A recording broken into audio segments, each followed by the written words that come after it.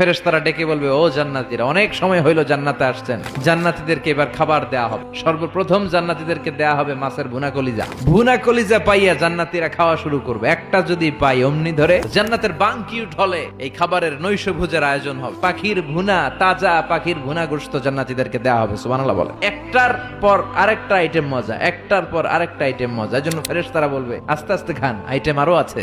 আবার রব্বুল আলামিন বলেন, ওয়া ফাকিহাতিন কাসীরাতিন লা মাকতুআতিন ওয়া লা মামনুআ।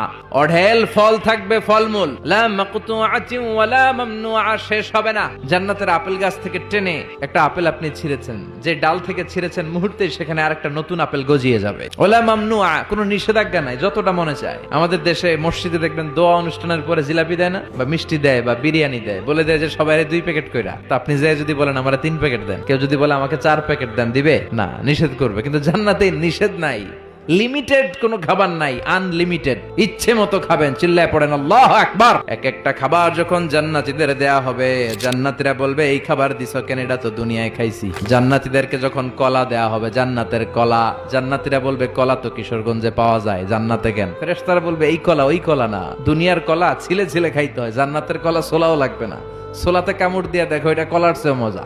ইচ্ছে মতো খাবার দাবারের ব্যবস্থা।